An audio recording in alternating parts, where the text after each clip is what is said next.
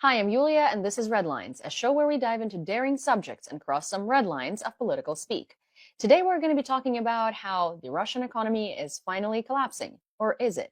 And what influenced it? And also, how is that going to impact Ukraine and what should we do next and more? Today, with me, I have Operator Starsky, who's going to help us answer this question.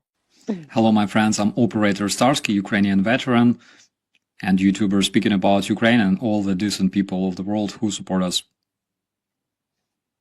Amazing. I think that all of you know a lot more about Operator Starsky at this point than he introduced about himself. And if for some reason you don't know him, well, then here he is, and he's fantastic. You should check out his channel. And we have these conversations quite often. I feel like maybe it's like a monthly briefing between us. So a lot has happened in the world today. I actually did the brief earlier today, which means that I read absolutely everything there was to read about the news. And Europe is super stepping up. Europe is really kind of like, it seems like they woke up and they were like, crap, we didn't do enough. And now we either need to like really start doing it or we're not going to be in a good situation very soon.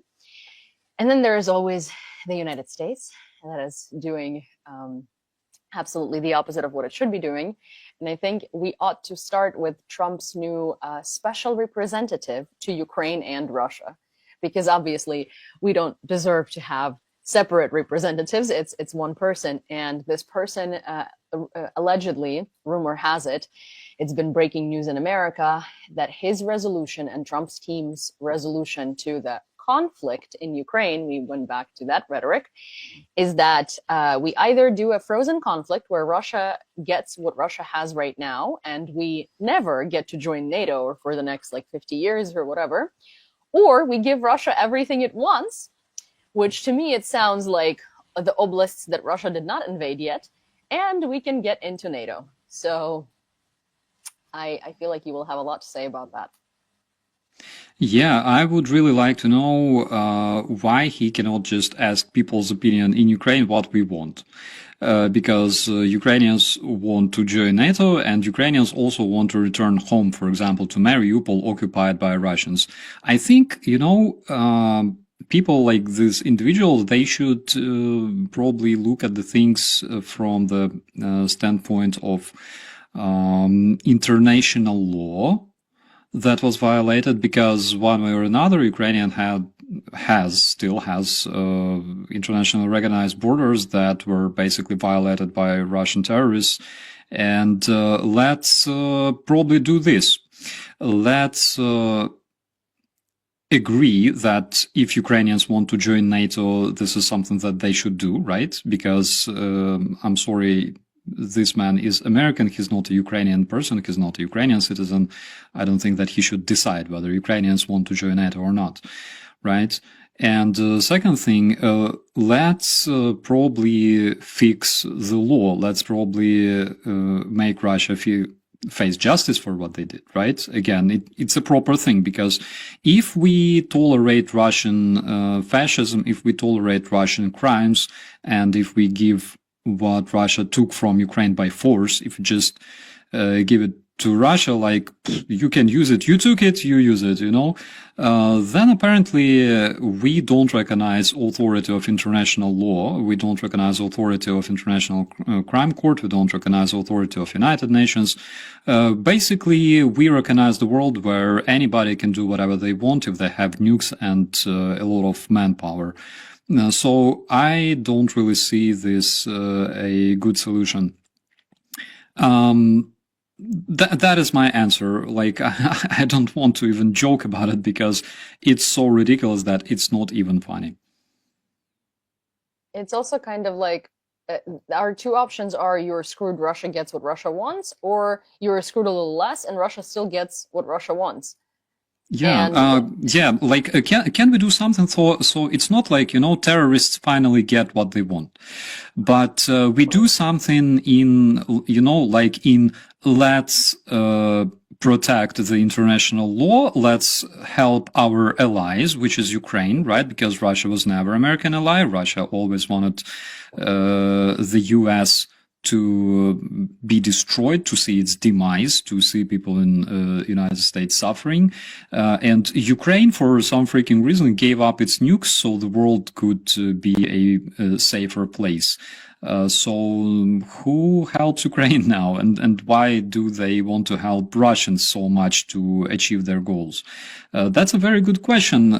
Maybe like he has some, secret Russian friends that give him like, valuable gifts from time to time. That is just my opinion, but this is how Russians work. Yeah, it's also very interesting because the rhetoric of like, oh, Ukraine is either in NATO or not in NATO, and Russia is going to stop based on what we do with NATO, right, is problematic because it makes the invasion sound like it's because of NATO. And it really isn't, right? It's sort of like, oh, well, if we give Russia what it wants and Ukraine doesn't join NATO, then Russia is not going to continue attacking Ukraine. It's like, that's not the point. Russia is going to continue attacking Ukraine, especially if Ukraine is not in NATO. Russia is going to continue doing what Russia is doing, and this rhetoric is very problematic. But then again, like I didn't expect anything else from the Trump cabinet, and it's interesting because there have been so many communications and conversations around the world and in America being like, oh, you're exaggerating, you just don't know what he's going to do. He's going to like do something new. It's like this conversation is not only bad because it's bad.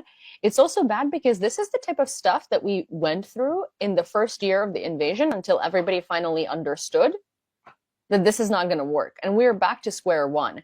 Like my only hope with this brilliant plan is that they bring it to Putin and Putin is going to be like, no. Absolutely. He's not going to agree to Ukraine and NATO, and he's also not going to agree to getting the territories that he already has, but not more, if Ukraine doesn't join NATO. Like, he's not going to be okay with that. Putin wants whole Ukraine.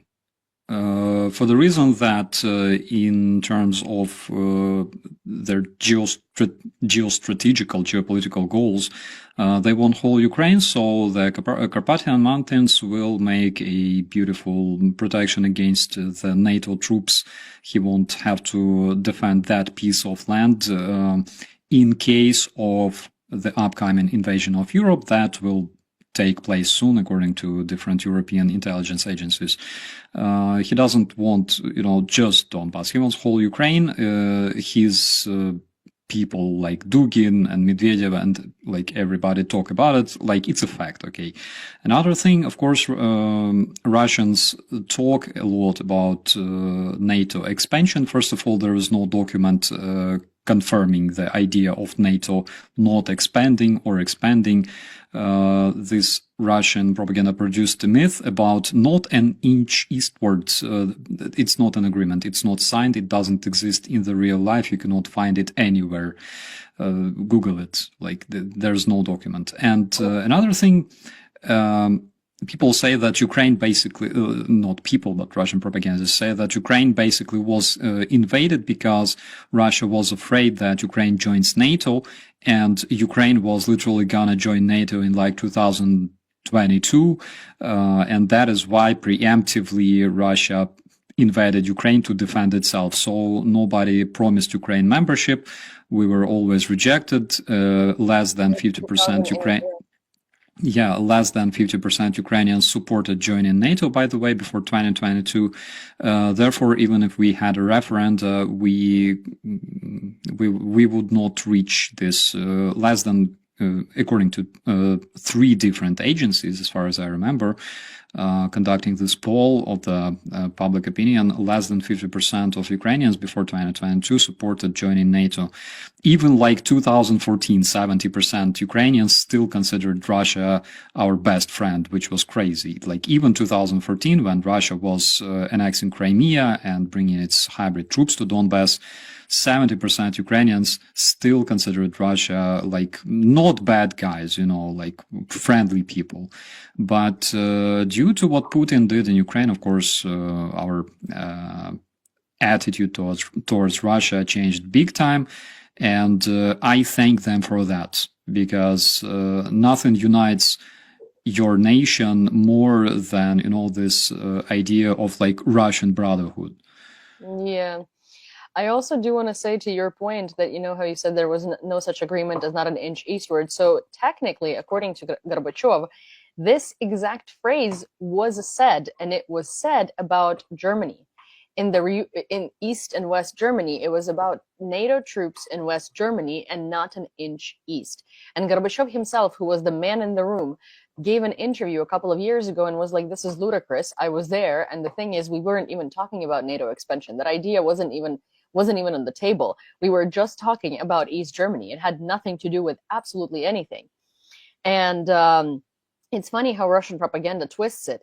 And then to the other point where, like, you know, the invasion of Europe and all of these things, it's like people think it's so far-fetched and so crazy because obviously how would they do it?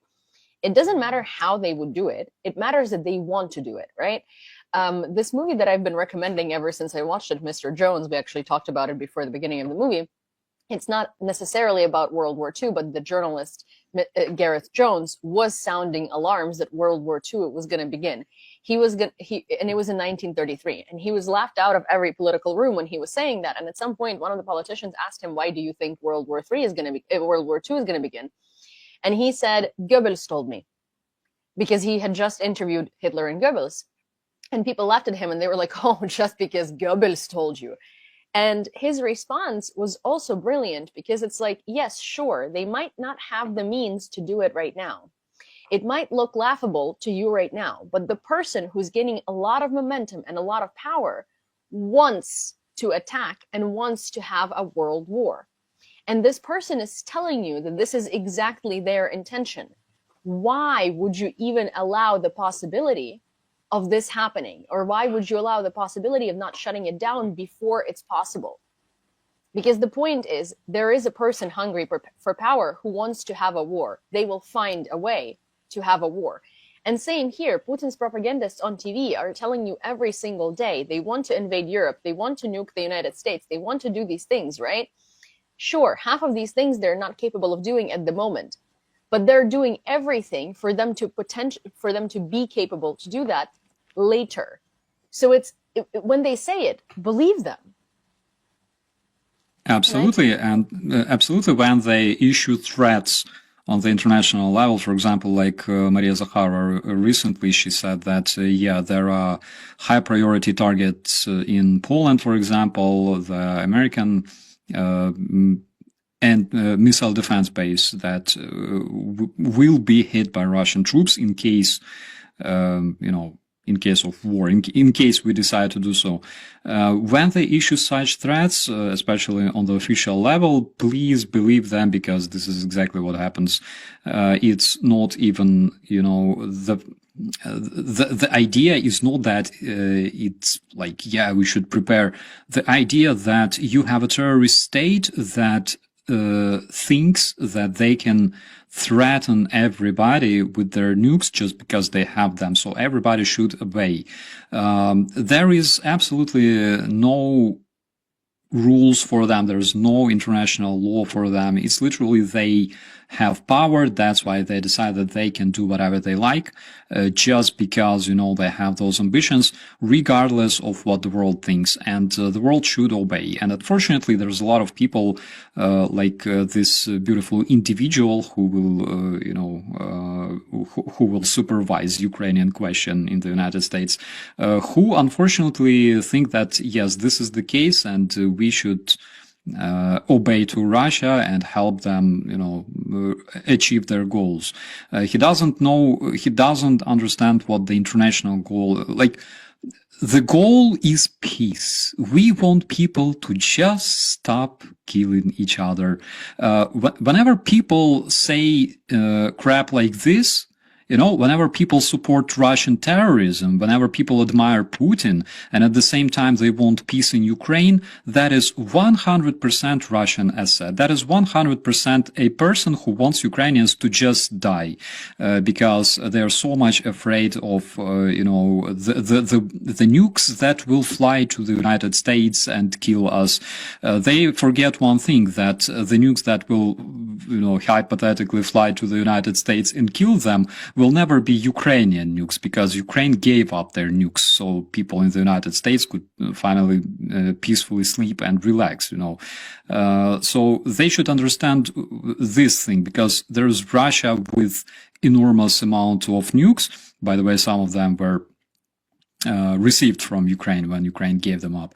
And they are basically a terrorist regime, recognized as a terrorist regime by Parliamentary Assembly, by NATO Assembly in 2022. And we have to do something to the terrorist threat, by the way. I mean, you know, there are individuals that would consider negotiating with ISIS if ISIS had like nuclear bomb, for example, and they would give them like easily part of Iraq, part of Syria, literally because, you know, they have bomb. You have to fight against the terrorist threat, and you have to find solution to this, not only the bombs, not only the military aggression, but also the informational aggression, informational warfare that unfortunately people, you know, again, some people in the West, they are too ignorant, thinking that they are too smart to believe Russian propaganda. Literally today, I posted on my YouTube a photo of two beautiful American people wearing shirts saying it's better to be a Russian than a Democrat.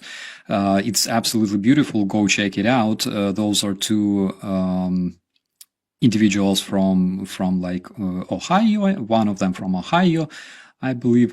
And literally, I don't know when the U.S. changed from this, you know, the biggest democracy in the world, the place that protects, you know, the democratic values shared by whole civilized society, whole civilized community of the world.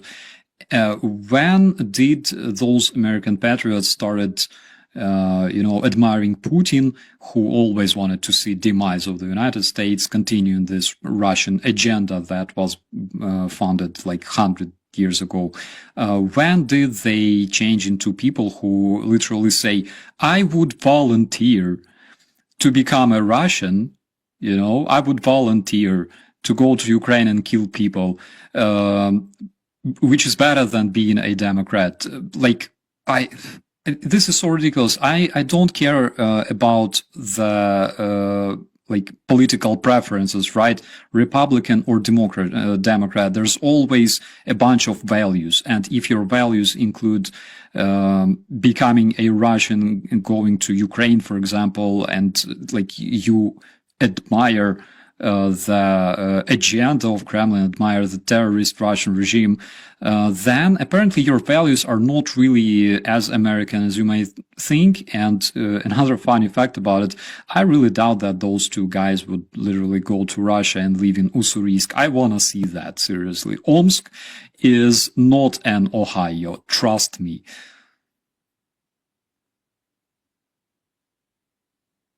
I mean, Omsk is definitely not Ohio. I think, yeah, there is definitely this sort of I very often hear, like, you know, when I present the idea of how bad Russia actually, sorry, bronchitis, True. how bad, thanks, of how bad. I think that needs an explanation in Ukrainian superstitions. If you sneeze at something, that means it's the truth. If you sneezed, if you didn't sneeze, it would be a lie. You know, it's just a confirmation of the truth. So every time that I say that, you know, have you seen Russia is this kind of like, pardon my French, shithole, right? People are like, well, there are places in America that are bad too. Like, have you been to Ohio or have you been to Indiana? There is nothing to do. Yes, I've been to North Dakota. I've been to Oklahoma. I've been to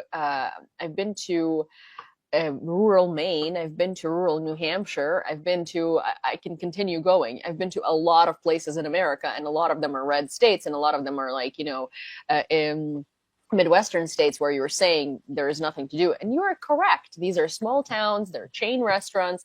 There's not much to do. Quite a few people drink, right? It's a thing, but like there are roads, there are nice houses. You still kind of have this like built where it's a city, a suburb, and then there's like farms, right? That's not the case in Russia. In Russia, you have outhouses in most of these cities. And yes, you can say that in America, a lot of people don't have access to like to pay for their electricity because it's expensive and all of this stuff. In Russia, people don't have access to electricity because the electrical grid has not been established in their city. It's a bit different. It's not because they don't make enough money to pay for electricity. It's because they simply just don't have the option to even make the money to pay for electricity because there's no electrical grid. So, yeah. I wonder if a lot of Americans receive like $600 a month, payment salary. It's like I'm not sure because, for example, in Moscow, and you can ask Sanction Divan, my good buddy who lived there. He will tell you that that is like a dream salary of a family, to have like $700 a month. Oh my God, in Moscow, in the capital of the Russian superpower. That is insane. Russians don't have roads. The Russians don't have future. If they have an outhouse, it's not literally because they don't have a sewer system. In majority cases, it's because they don't care, and in United States, you can have business, you can, establish oh my God, a shoe store. You can sell you can sell like slippers and have some, extra bucks. In Russia, you have to pay bribe in order to do that. You have to bribe the local authorities. You have to bribe police because they currently do whatever the mafia did back in the days. Now it's police. They have this, they call it roof. You have to bribe them, to make sure that everything is good and your area is protected. You have to bribe a lot of people, and it's not necessarily your business will keep running like that because in case your business is successful, you can expect a bunch of guys visiting your place and saying, good business, we will buy it for $100 or else, because like nothing really changed there since 90s. Guys, please don't compare United States and Russia. Don't do that. United States is the world's leading economy. Russia's annual GDP is smaller than in Italy. Open Google Maps, check out the sizes of Russia and Italy, and you will understand everything. And the reason why Russia sucks as a country in terms of economy is literally because instead of providing their people with all kinds of benefits that people in the United States have, like future, like good education, like business, things like that, like protection, like medicine, like food, whatever. Instead of all that, unfortunately, Russians invest more into things like tanks and missiles because they have to kill Ukrainians. And before they had to kill Ukrainians, they had to kill Syrians. And before that, they had to kill Georgians. And before that, Chechens, and then Georgians again. So that is why Russians don't have that wealth like Americans or Europeans do. That is a very, very easy answer to your question. And another thing is, even despite the fact that Russia is world's gas station, right, world's biggest gas source, despite all that, 99% of the income goes into a pocket of Putin, his oligarchs, the ruling Russian elites.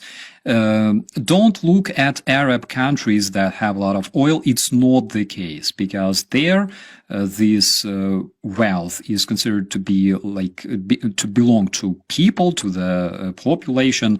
In Russia, it's not the case. It only belongs to Tsar, and Tsar decides. That's why majority Russians live in poverty. That's why they have like those outhouses, and they don't have electricity because it was not established there. Yeah, and it's interesting because in most civilized countries, sorry. It's interesting because in most civilized countries, when you see that like your politicians or your leaders are living this like cushy, lavish life, and they have like these insane cars and castles and, houses, you get upset. Russians don't get upset. It's okay. Putin should have all of this. He's the Tsar. It's interesting because they think that him and how wealthy he is represents them. That it's like somehow their merit, right? And it's interesting because this money was taken away from you and from the things that you could be able to have, but you will never have, because all of the money that's supposed to go into infrastructure, into roads, into like public benches and parks and stuff like that is going into his houses and into benches in his houses and into nice pools and whatnot. And it's interesting. People I don't think pay attention to these types of things, because when I showed like people Russian roads, they would go and find normal Russian roads and they're like, well, the road here is fine.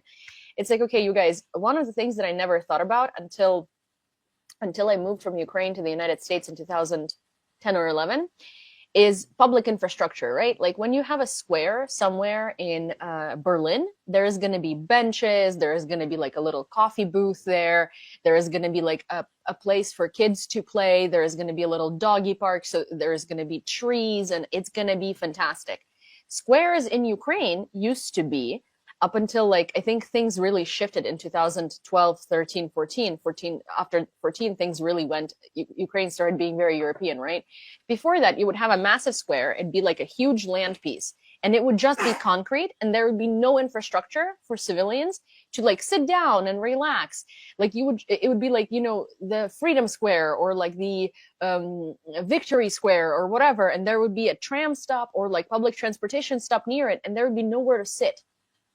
Because this was kind of how the Soviet Union was. It was very pedestrian unfriendly. And now when you go to squares in Ukraine, like there'd be like a huge landmass. There is benches and there is trees and there is like a little playground and stuff. And it's done not only in like the new modern apartment complexes, it's done just everywhere. And the further we go, the more of these places start popping up in public spaces. And that's kind of public infrastructure where you know your government cares about you because you are spending time outside. You should be able to sit somewhere. You should be able to go grab coffee. You should be able to like enjoy these things. There aren't things like that in Russia. I was even looking at Moscow, right? And even in Moscow, in their capital, these squares are still just like a space of concrete. And there is nothing done for people that want to like hang out there, or people who want to, you kind of are like confined to going to a park, a museum. You have to go to like particular places. And that itself should tell you a lot. I mean, this is Moscow, right? In other places, it's like if there is concrete and it's not cracking on those squares, that's already very nice. That's already quite sweet, you know, quite sweet of them to keep it intact. Oh my God. When I visited the Red Square in 2012, and I two things I saw. First was big red. Well, it was well fed, though, I can confirm. Big red and two girls like literally vomiting on the street. I realized everything. But speaking of wealth, you know, speaking of Putin, there is this theory of broken windows. This theory emerged in New York, as far as I remember, in the 80s, and it tells us that if, like, the district, the block of the city looks bad, there's broken windows and stuff like that, and graffiti everywhere, then the crimes will be, you know, conducted in this area. The crime level here will be much higher. But if you care about this place and you fix the windows, you know, clean the streets, etc., then the crimes will decrease. And like this theory was proved in New York in the 80s. It's, again, as far as I remember, fix me if I'm wrong. Russians don't care about it. Ukrainians care about it since, as you said, like early 2010s. I remember that, you know, even in the times of Yanukovych, who literally brought the war in Ukraine, but we had Euro 2012 when whole world came to Ukraine before the revolution, and they enjoyed football and everything was so cool. They enjoyed this beautiful infrastructure that Ukraine has. And then when the Russian invasion began and Russians were coming to Bucha, to Irpin, you know, to those places where people have, that's like basically Ukrainian middle class. And when they were making those videos, like, look, they have like plastic windows. They're not wooden, you know. They have hot water. look how those rich Ukrainians live, you know. That was crazy because they don't have that. They're literally barbarians who just came to a civilized country expecting to see something worse than in Russia. And they were extremely surprised to see that, oh my God, it's not like they showed us in the news. But, you know, speaking of the Putin's wealth, again, Yanukovych, I'm not justifying him because Yanukovych also had this mini town only for himself called Mezhigirya, that huge complex, like the size of an actual town where currently we have Museum of Corruption, like his freaking castles and everything else.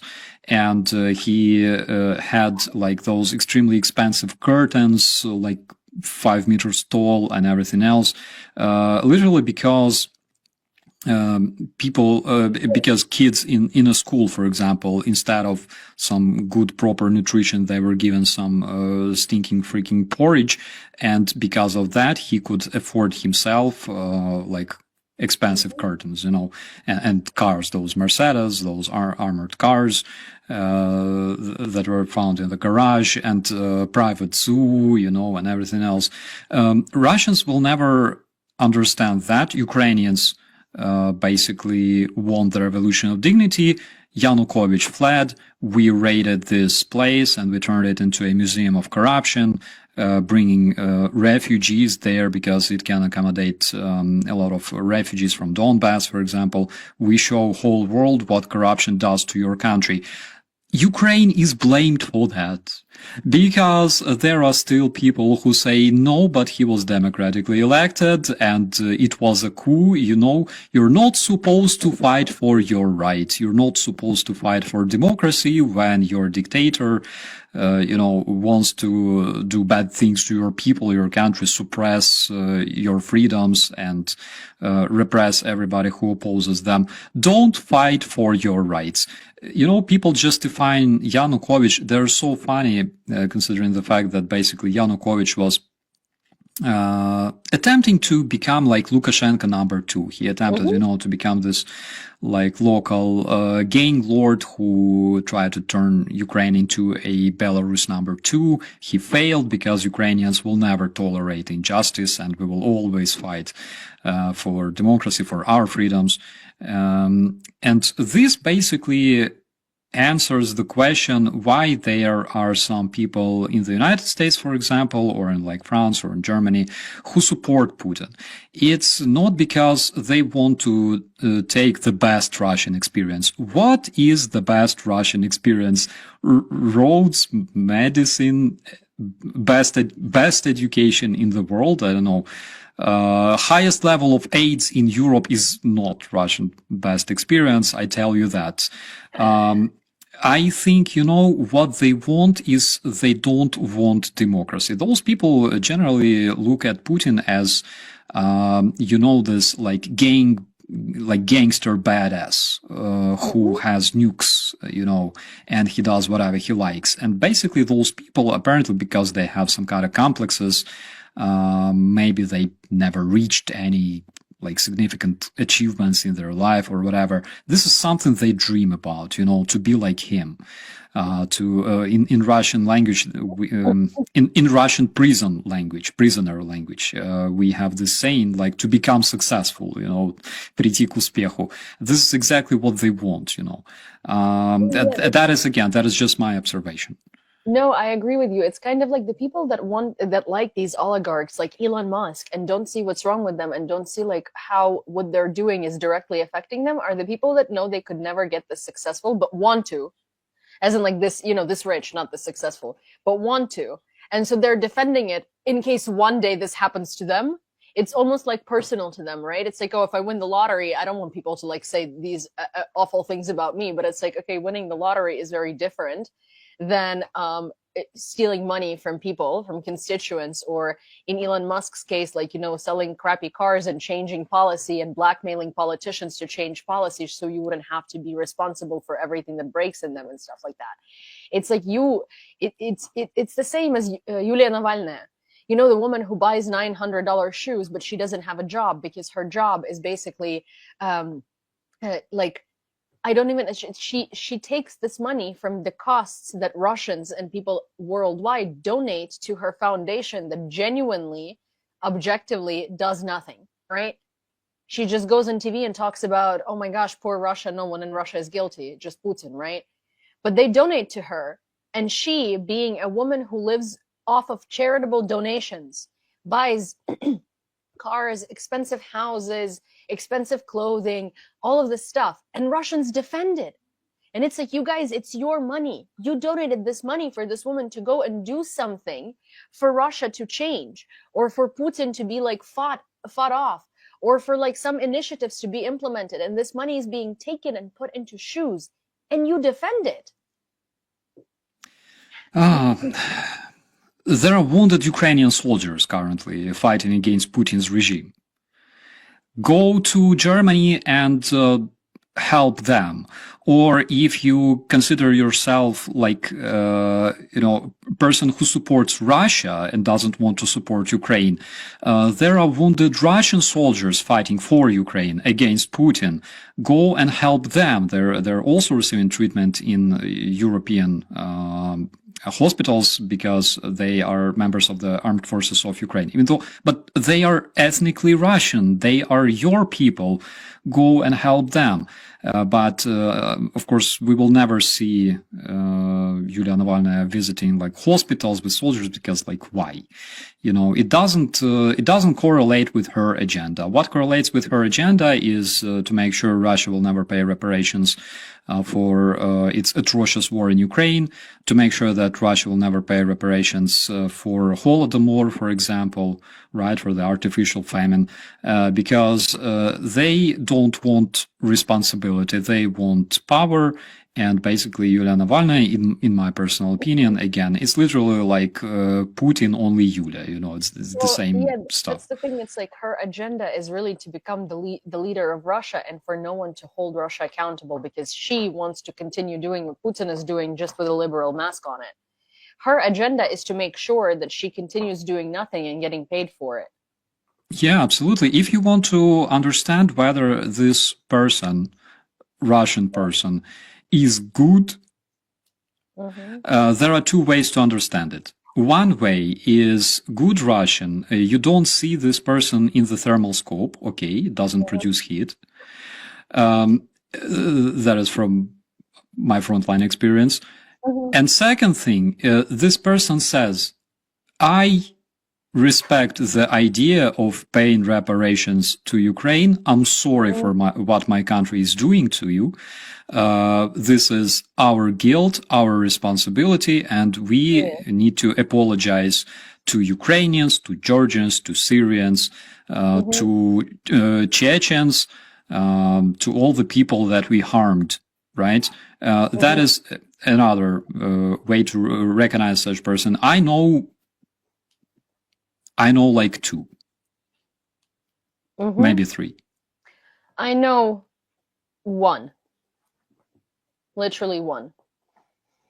And that's the thing. It's like, I've actually had conversations with so many Russians, and even those that don't support the war, if you dig deeper, they don't support the war because of sanctions on them and because of how hard their life is, not because of how wrong it is. So it's another thing. It's like people keep meeting all of these Russians that don't support the war, but they don't ask them why they don't support the war. Yeah, sorry for interrupting, but there's so many representatives of the Russian so-called opposition currently, of course, hiding outside Russia, not fighting, not doing anything. Guys, Ukrainians, when we had this corrupted pro-Russian government, we had two revolutions because we wanted to protect freedom, democracy, and law. And I participated in two revolutions, in Orange and in the Revolution of Dignity, because I was ashamed as a Ukrainian, because Ukrainians were known as like mafioso, Ukrainian bandits, Ukrainian oligarchs, Ukrainians selling freaking air defenses to Iraq, to Saddam Hussein. That is nothing. That is not something I'm proud of, right? Because I know that this stuff will be shooting down American airplanes, and Yeah. I was so much ashamed. I didn't want people to talk about Ukrainians as, as those people, right? Mhm. As of Russians, as we're talking about Russians nowadays. And I participated in two revolutions literally because of that. And also because I supported like people who I consider to be the best people in the world, right? Because they showed that they're worth it, that they can be friendly, they can be peaceful, they can be pro-European, democratic, and this was something that inspired me. Russians will not do that. And again, returning to those people, justifying Yanukovych and everything else, saying that no, you should not fight for your rights. What you did was wrong. Actually, they literally don't understand that sometimes you should defend democracy using fists or weapons, but you should fight for it. And as a Ukrainian, I'm proud that we did it. I'm proud of the fact that we look at Europe as as our homeland, basically, right? That we want to return to. So, God, I can talk about the Russian so-called opposition a lot, but I don't think that this will make people happy. Yeah, I don't think this will make people happy either. And I think that these conversations also can last like, I don't know, 72 hours without taking a break to just cover the tip of the iceberg of that. But an interesting thing to all of these sort of financial troubles that we have been talking about is the collapse of the Russian ruble. It looks like Russian ruble is rubble. And I mean, we've called it that before, but it's really, really deteriorating and really fast. It's almost like every hour. It went from like 110 rubles for $1 to 112 rubles for $1 to 114 rubles for $1. I think it's at 120 now, if I'm not mistaken. Actually, let me check. Um, But what else do you expect after like all those manipulations you do with your economy, with artificially keeping the course of ruble yeah. on the level of like 50 cent, for ruble and things like that? Remember what they did last year. Last year, when all kinds of pro-Russian assets were screaming like, look, Russia is actually winning this war because your sanctions don't work. Ruble is stronger than, than ever before. But that is exactly what you expect. I know that, for example, currently in Russian stores, all of their, utilities for the house, like washing machines, like dishwashers, etc.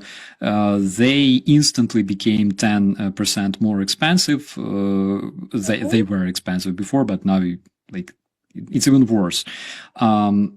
And like we were talking about people in Europe who see like their leaders having like expensive cars and getting upset. It's true, but at the same time, their leaders must have such expensive things, to be upset. Because if there is a family in like Germany, for example, that lives in a private house in the downtown and they have a car, this family would be considered freaking oligarchs in I don't know, in Moscow, in St. Petersburg, because people don't live like that in Russia. They don't understand how, like, where do you get the money from? And in the future, situation will be worse and worse because we already saw shortages of sugar in Russia. We saw the shortages of chicken in Russia, then logically shortages of eggs, then fish. Now ruble collapses, and I believe approximately middle 2025, maybe 2026. It's anticipated, by the way, by different people who are much smarter than me. I'm not an economist, but I'm watching people like I got Jake Pro, of course, he knows a lot. And Mr. Burnett, by the way, on YouTube. Also, please subscribe. He's extremely cool. He's an economist, a PhD. That is exactly what we will expect to see, the collapse of the Russian economy, because you cannot have a full-scale invasion of Ukraine. Also, you cannot have like effective effective military campaign in Syria, because you're throwing everything you have to Ukraine, burning all the tanks you cannot reproduce. And also your economy sucks because you were meddling with the course of ruble artificially.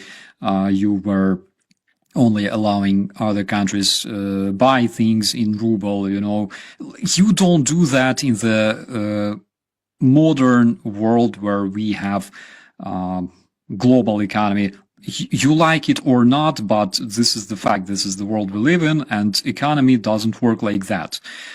You will eventually turn into North Korea, where people literally have nothing, right? And even, I don't know, their leader, I don't think that he can be even like a bit compared to Putin, even though they have like nukes and advanced aircraft, let's call it this way, because they were bought in Russia. But even him, I think he's not really rich. He cannot be compared to like modern Russian oligarchs at all, because like they don't have anything and their economy basically sucks. But again, I'm not an economist. I'm just talking about things I can observe myself. Don't quote me on that. Well, a bunch of economists from the Telegraph actually wrote an article that Kremlin tries to reassure panicking Russians over collapsing ruble. War and sanctions hit the economy much harder than Moscow predicted, and this is just one of the many, many articles that came out today. That are talking about this. It's apparently like much worse than Russia is trying to let the world see. And I'm actually, for one, very excited of how it's going to affect the population, because this is what we were saying. It's like the average Russian is not going to experience exactly what's happening. Oh my God, we have a guest. We have two guests. See, and they're yeah. The reason why there is an apocalypse behind my back is because they're playing, and I think they need a walk. But an average Russian wouldn't be able to see the issues that are happening until it gets so bad, because an average Russian is so poor that it's like they will not see the level of extreme poverty and destitution until it crosses the line. And I think that ruble deflating so much is going to actually be now echoing at that type of population, and that might actually, we might see some, I don't know, something in Russia, but in reality, it's just, it's the oligarchs that are going to be feeling the impact, because again, it's not like regular people are going to be doing anything against that. For many, many years, Ukrainians had this inferiority complex because people in Russia, even though they were poor, but the average salary, for example, in like Moscow Oblast was still bigger than in Ukraine. Right? Because one way or another, Russia was considered a superpower, which, of course, logical. 2022, it cracked me up so bad when the ruble collapsed, and all of a sudden, Ukrainians started receiving salaries that were bigger than in Russia. And after that, I realized that, looking at all those queues and fights for sugar, when Ukraine was bombed and hit with missiles every day, and we had so much death around us, but we never had anything like, Russian fights in the queue for sugar. That was insane. It was, cooler than observing people during COVID in like stores massively buying toilet paper. Black Friday in America circa like 15 years ago, because Black Friday now is not the same, but like when the discounts were insane and you would open the doors and people were just like storming in. So that's kind of very similar to, to Russia today with bread queues, and also very reminiscent of the Soviet Union in a way. But I mean, I guess an average Russian is okay with that, so it's not like they're going to notice the difference or care too much about it, which is sad, both sad and and just it is what it is. Not sad, as a Ukrainian, I approve this. As a Ukrainian, I approve all the crap that happens to Russia because they deserve it. Because they're not going to learn from it. They're going to blame someone else. Like they're going to blame Ukraine. It's similar to how, people are blaming Ukraine for, oh, we're going to be in world war if Ukraine strikes back. It, it, yeah, we're not going to be in a world war because Russia attacked Ukraine. We're going to be in a world war because Ukraine defends itself. Cool. Thanks. Let's blame Ukraine. Yeah, don't ever go full Joe Rogan. It's really, really bad. Yeah. But again, regarding Russian ruble, again, I remember that Putin built his whole election campaign in the country where you can only vote for Putin. But anyways, he built his whole election campaign on his promises never to return to the crisis of 1990s in Russia, because 1990s were extremely hard for Russia, Ukraine, Belarus, less though for Russians, because Russia basically stole all the money from the Western Soviet republics like Ukraine. People don't know this, but Ukrainians who had savings in the Sberbank, they all lost their savings as soon as the Soviet Union collapsed, because Moscow took all those savings to the Moscovia, to the Moscow Sberbank. That's why Russians, one of the reasons why they had bigger salaries than Ukrainians was because they stole our money. But Putin was promising his voters that they will never return back to the crisis of 1990s. They will never return back to the 1990s. I will save you. I will protect you. And now that is exactly what we see, but the situation is even worse, because here they rolled back to 1980s, when they have this Iron Curtain, when Russia is the most sanctioned country in the world, when people despise and afraid of them because they're terrorists. Their closest allies are North Korea and Iran. And this is what they deserve. So literally, I don't really care what happens to them now. Whoever they blame for that is their very, very own problem. Maybe they will become smarter, maybe not, but literally I don't care. If something bad happens to Russia or Russian population that was celebrating the war in Ukraine, as a Ukrainian, I approve that. I'm sorry, but this is the fact. I'm a Ukrainian. I have rights. Yeah, I think I do too. I mean, when I was saying it's sad, it's because they won't learn, not because it's sad to see this. It's like they really need to go through that to be able to learn something. It's the same as we were saying, like Russians don't have collective guilt or responsibility, and until they have that, their country is never going to change. It's always going to be the same thing as Putin, the Tsar, the leader, and people just following him, right? So that needs to change. But at least I think a good conclusion to what we've talked about today is that we're finally seeing these sanctions really start hitting, and we're finally seeing kind of like the downfall of Russia and the Russian economy unravel full force. And it's very interesting to see where it's going to go. Absolutely. Absolutely. It was expected. Again, we are not sanctioning, speaking about the world, we are not sanctioning like sausage in Russian grocery stores. We are not sanctioning like potato. Generally, we are sanctioning the equipment and parts and electronics that help Russians build rockets to kill Ukrainians. That is the main thing that is sanctioned. Also Russian oil and gas, because Russia invests them in building those rockets, building tanks, or buying stuff like artillery shells from North Korea. That is something that is sanctioned. But it is logical that when you sanction some of those sectors of Russian market, other sectors will also start collapsing. Especially if you're scheming, you're trying to build schemes to evade sanctions. This is not how it works, because we live in the 21st century, 2024 outside, guys. Soon to be 2025. You have to think about collective benefits, collective partnership, collective security, by the way. This is not how modern world works. You need to have respect on the first place towards other people, and then everything will be fine. Everything starts with the respect. I agree. I think respect and responsibility. And until we can impose that, no sanctions are ever going to be enough. Yeah, I agree on that. Well, hopefully you enjoyed this conversation and learned a lot from it, because I really hope that you do. I think we're at the brink of history, and I think we're finally getting to a moment where it's very important not to give up and not to force Ukraine into negotiations, because Russia is getting what Russia deserves, and we are this close to finally winning and defeating it.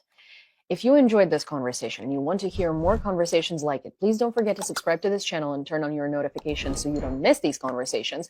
Also, like this video, send it to a friend. You never know who might enjoy it as well. And of course, sending it to a friend will help the algorithm show it to more people.